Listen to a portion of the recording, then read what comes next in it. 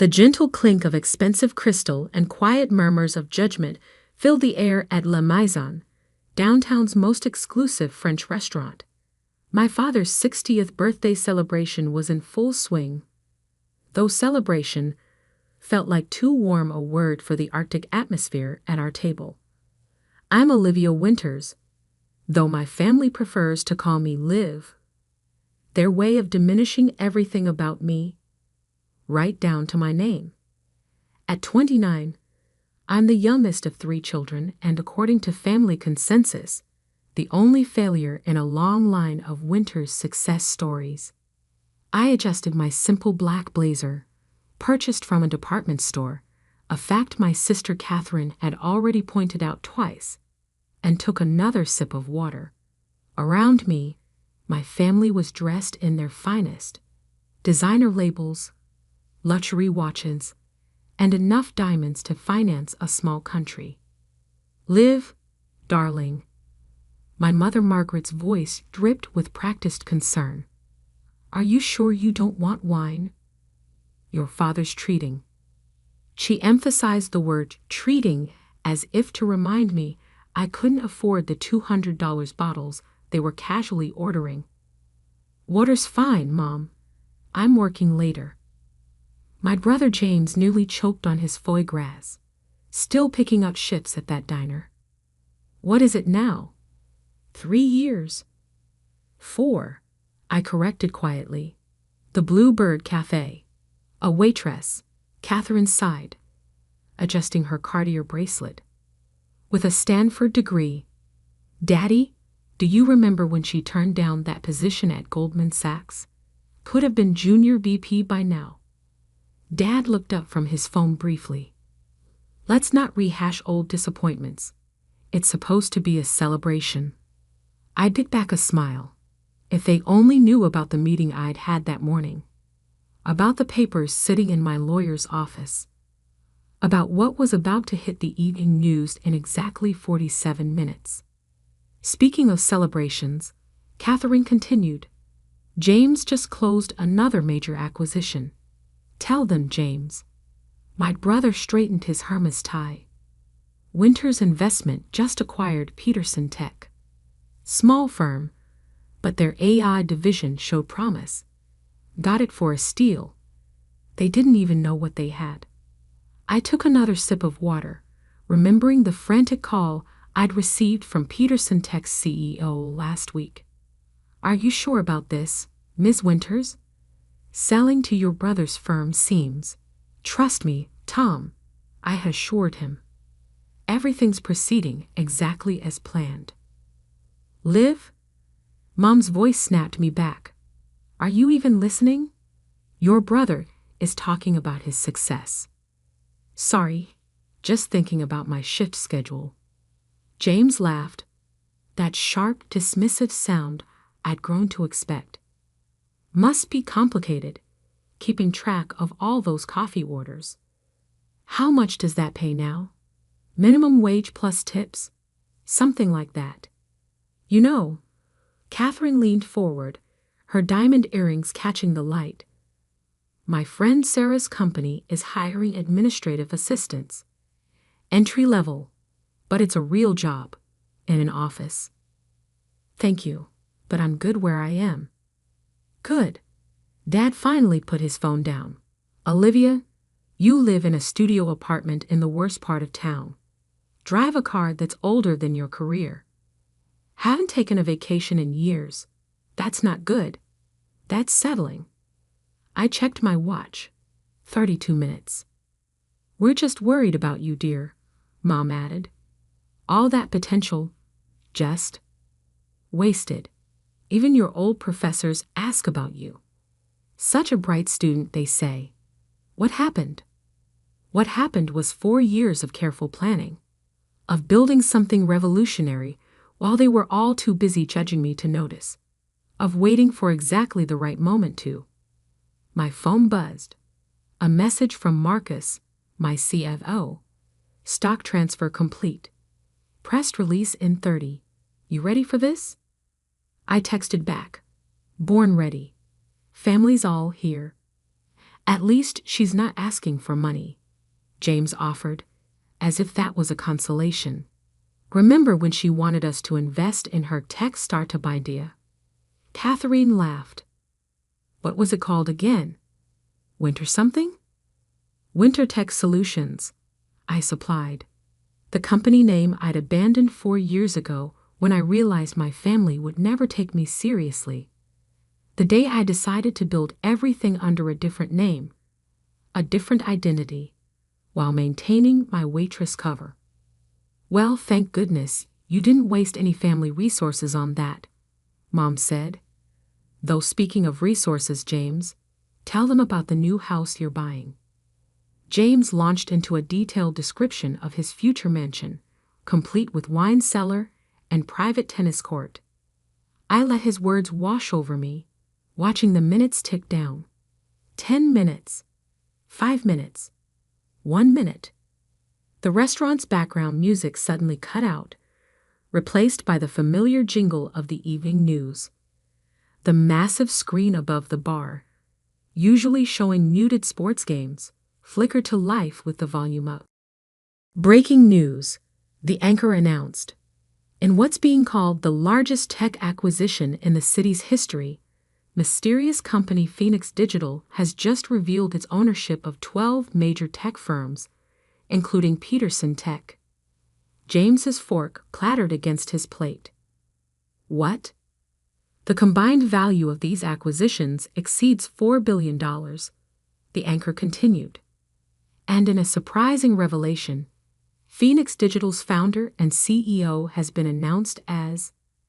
My family's faces turned toward the screen in perfect synchronization, just in time to see my corporate headshot appear. Olivia Winters, who reportedly built her tech empire in secret while working as a waitress at a local cafe. The silence that fell over our table was absolute. Mom's wine glass froze halfway to her lips. Dad's phone slipped from his fingers. Catherine's perfect composure cracked like fine china. I dabbed my mouth with my napkin and stood slowly. I should go. My shift starts in an hour. Your shift? James choked out. Of course, I smiled. I own the cafe too, along with this restaurant, and the building it's in. Amazing what you can build while people underestimate you. I gathered my department store blazer and practical handbag. Dinner's on me. Order whatever you want. After all, I paused at the table's edge, savoring the moment. I can afford it. As I walked toward the door, I could hear the whispers starting. Could feel the ripple of recognition spreading through the restaurant as other diners connected the news announcement to the scene they just witnessed. My phone buzzed again. Marcus, stock's up 30% already. Ready for tomorrow's board meeting? I stepped out into the cool evening air, where my driver waited with a car that definitely wasn't my old Honda. Ready? I texted back. And Marcus? Make sure the boardroom has a good view of my brother's office building, the one I just bought. Because sometimes the best revenge isn't proving people wrong. It's letting them discover exactly how wrong they've been all along. And this was just the beginning. The morning after my father's birthday dinner, I sat in my real office, not the small locker room at the Bluebird Cafe, but the entire top floor of the Phoenix Digital headquarters downtown. Floor-to-ceiling windows offered a panoramic view of the city I'd quietly been reshaping for the past 4 years. My phone hadn't stopped buzzing since last night. 47 missed calls from James, 32 from Catherine, 65 from Dad, 51 from Mom, and exactly 248 text messages, each one more desperate than the last. I scrolled through them while sipping my morning coffee, the same cheap diner blend I'd grown to love during my waitress years.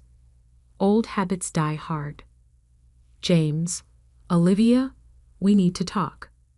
This is insane. Mom, Darling, please call us. We're worried. Catherine. Owned he live. Why didn't you tell me? I've been trying to reach Sarah about that assistant job. Dad. Family emergency meeting. 9 a.m. The firm. Be there. I checked my watch. 8:57 a.m. They'd be gathering now in the Winters Investment Partners conference room, probably expecting me to come running at their summons like I used to. Instead, I turned to my laptop and opened the video conference app. At exactly 9:00 a.m., I sent them a link. My phone rang immediately. What is this? James's voice was tight with barely controlled rage. If you want to meet, we'll do it my way, I replied calmly. Click the link. One by one, their faces appeared on my screen. Dad at the head of their conference table, looking older than he had last night. Mom beside him, eyes red-rimmed like she hadn't slept. James pacing behind them, and Catherine perched on the edge of her seat, perfectly manicured nails drumming against the mahogany. Why aren't you here in person? Dad demanded.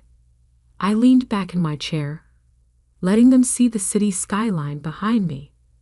I have 3 other meetings this morning. This seemed more efficient. Efficient? James exploded. You've been lying to us for years, playing some twisted game, pretending to be a waitress while building a multi-billion-dollar tech empire, I supplied. And I never lied. You just never asked the right questions. Olivia, Mom started, her voice wobbling. We just don't understand. Why did you let us think? Let us treat you like a failure. I finished for her, like someone beneath you? That's exactly why. I pulled up a document on my screen and shared it. This is a transcript from the family dinner 3 years ago when James announced his promotion to CEO. Would you like me to read your exact words, Dad? He paled slightly. That's not necessary. Thank God James stepped up. I read anyway. He understands what it takes to succeed in this business, unlike some people who just don't have the stomach for real power. Catherine shifted uncomfortably. That was a long time ago. 2 months ago, I continued, switching documents. At Cousin Sarah's wedding, James told everyone I was finding myself through menial labor. Last Christmas, Catherine suggested I might qualify for low-income housing assistance. And just last night, you all sat there assuming I couldn't afford a meal at a restaurant I own. We were worried about you, Mom protested. No, I said quietly. You were comfortable with me failing. It made you feel better about yourselves. I pulled up another document. This one showing a list of acquisitions and their values. While you were pitying me, I was building something extraordinary. Not through family connections or inherited privilege, but through actual innovation and hard work. James snorted. Is that supposed to impress us? Anyone can get lucky with a few tech deals. 12 major acquisitions. I cut in. All prime tech firms. Total portfolio value as of this morning, $4.7 billion. And yes, I smiled slightly. That includes Peterson Tech, the company you thought you were acquiring. The color drained from James's face. That's impossible. We had a deal. You had a front row seat to a lesson in due diligence, I corrected. Tom Peterson was working for me the entire time. You were so busy looking down your nose at the waitress that you never bothered to check who really owned his company's patents. Dad leaned forward, and I recognized the look in his eyes. It was the same one he used to give potential business partners, calculating, measuring, looking for an angle. Olivia, he said, his voice taking on that smooth deal-maker tone. Clearly we've underestimated you. But now that we know what you've built, we can work together. Merge Phoenix Digital with Winter's investment. Combine our resources. No. The word hung in the air like a thunderclap. What do you mean, no? Catherine asked, incredulous. I mean, no. I'm not interested in a merger or a partnership or whatever scheme you're already cooking up to get control of what I've built. We're family, Mom pleaded. Family? I laughed softly. Yesterday, I was the embarrassment you've had to explain at parties. Today, I'm family? I pulled up one final document. This is today's schedule for the Winter's investment building. Your lease expires in 60 days. I won't be renewing it. You can't do that. James shot to his feet. That's been our headquarters for 30 years. Actually, I can, and I am. Consider it a reminder of what happens when you judge people based on appearances. I checked my watch. Now, if you'll excuse me, I have a meeting with the governor about making our city the next major tech hub. A real meeting in person. Olivia, wait. Dad started, but I was already reaching for the disconnect button. Oh, and James, I added, clean out your office by the end of the month. Some of us waitresses might need to mop the floors. I ended the call and sat back, letting out a long breath. My assistant's voice came through the intercom. Ms. Winters, the governor's office is on line 1. I straightened my blazer. Armani now, though they'd never know, and smiled. Put him through. And Sarah? Send a gift basket to the staff at the Bluebird Cafe. They're about to get some very angry visitors. As I picked up the phone, I glanced at the framed photo on my desk. It was from my first day at the cafe. Apron tied, name tag crooked, serving coffee with a smile. The woman who trained me, Betty, had taught me more about people and business than any MBA program ever could. Sometimes, she told me, you have to look up from the bottom to see how high you can really build. I had built higher than my family ever imagined possible, and I was just getting started. The next 2 weeks unfolded exactly as I'd expected. My family, never ones to accept defeat gracefully, launched a campaign to either discredit me or force their way into my success. First came the rumors, whispers in country club lounges about how I must have acquired my fortune through questionable means. After all, how could a waitress build a billion-dollar empire legitimately? I was reviewing acquisition proposals in my office when my assistant Sarah burst through the door. Your sister's here. She doesn't have an appointment. I glanced at the security feed. Catherine stood in the lobby, Hermel's bag clutched like a shield, looking uncomfortable among the young, casually dressed tech employees bustling through our open-concept workspace. Sent her up. When she walked in, her eyes widened at my office. No doubt she'd expected something less impressive. The space probably made her firm's executive suite look like a storage closet.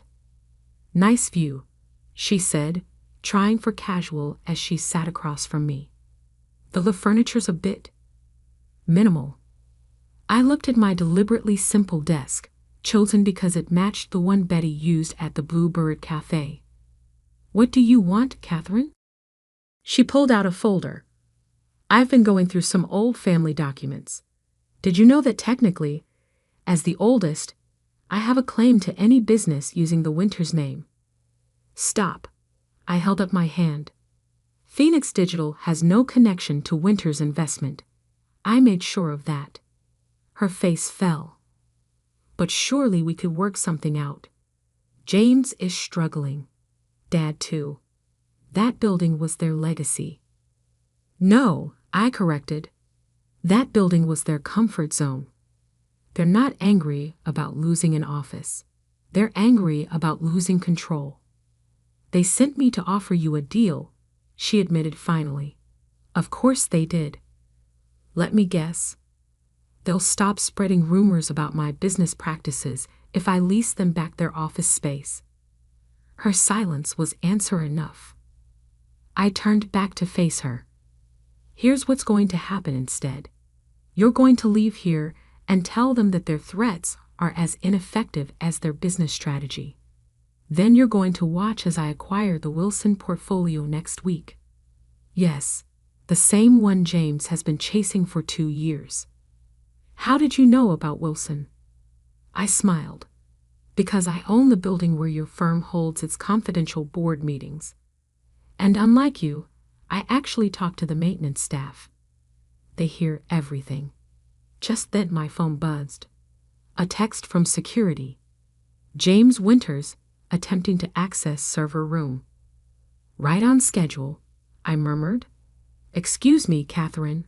I have to deal with something. Our brother just broke into my building's restricted area, probably looking for evidence of wrongdoing. Her face paled. How did you? Cameras everywhere. Would you like to join me? It should be enlightening. We took my private elevator down. When the doors opened, we found James being detained by 2 security guards, both former Blue Bird Cafe employees I'd promoted. Looking for something? I asked calmly. James struggled against the guards. You must have dirt hidden somewhere. Nobody builds this much this fast without. Without what? Hard work? Understanding how technology actually works. Treating people with respect regardless of their position. I nodded to the guards. These men used to serve coffee with me. Now they run my building security because I saw their potential instead of looking down on them. Olivia. Catherine interrupted. You've made your point. What do you want from us? Want? I laughed softly. I don't want anything from you. That's what none of you understand. I built this company by choice, not necessity. I worked at the cafe by choice, not failure. I turned to the guards. Please escort my brother out. And James? The next time you try to break in, I'll press charges. Family or not. That evening, I received an email from Dad. Olivia, your mother and I have been doing some reflection. Perhaps we were wrong about your choices. The firm is struggling without the building, and your recent acquisitions have shown us that maybe we don't understand the market as well as we thought. I'd like to have dinner. Just us. No business talk, no deals, just a father trying to understand his daughter. Dad, I stared at the message for a long time, remembering all the dinners where they'd looked through me. All the times they dismissed my ideas. All the moments they chose prestige over understanding. Finally, I replied, Dad, dinner is fine, but not at La Maison. Meet me at the Blue Bird Cafe. It's where the real work happens, where real people build real things. If you want to understand me, start by understanding them. Come alone. No James, no Catherine, no hidden agendas. Olivia. The next evening, I sat in my usual booth at the Blue Bird, nursing a cup of coffee. The door chimed, and Dad walked in, looking completely out of place in his bespoke suit. The regular customers. Workers ending their shifts, students with laptops, families on budgets. Looked up briefly before returning to their meals. Dad slid into the booth, clearly uncomfortable. Interesting choice of venue. This is where I learned my most valuable lessons about business, I said. Not at Stanford, not at the firm. Here, listening to people who actually build things. He picked up the laminated menu, probably the first non-fine dining menu he'd touched in decades. I don't understand why you did it this way. Why not just tell us? Would you have listened? Or would you have tried to control it, shape it into your version of success? He was quiet for a long moment. We thought we were protecting you. No, I said firmly. You thought you were protecting your image of what success should look like. You never asked what I wanted to build. Betty came over, still working the evening shift by choice, though she now owned shares in both the cafe and Phoenix Digital. The usual, Olivia? She asked with a warm smile. Thanks, Betty. How's Michael doing at MIT? Top of his class, she beamed. Those scholarships you arranged really helped. After she left, Dad stared at me. You know their names, their stories. I know everyone's names, their stories, their potential. That's why I succeeded where you and James failed. You see buildings as assets. I see them as communities.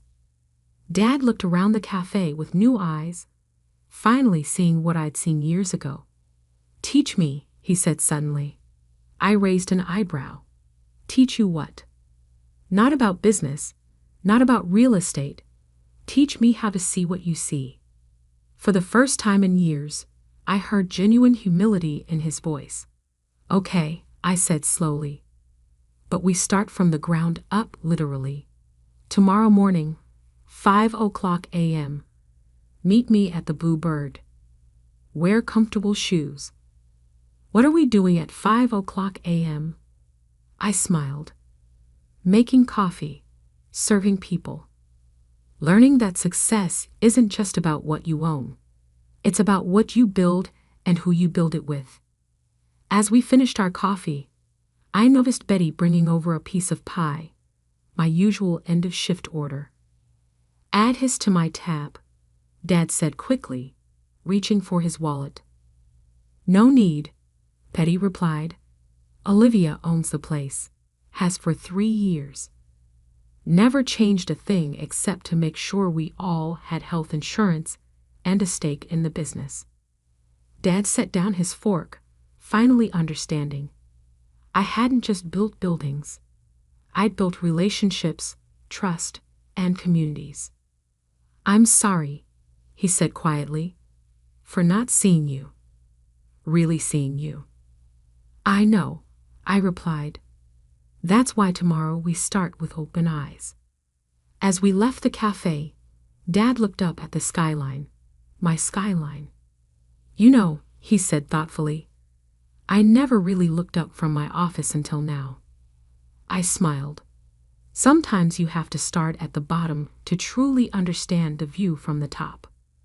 The next morning, when Dad arrived at the Blue Bird at 5:00 a.m., he found me already there in my old apron, helping Betty open for the day.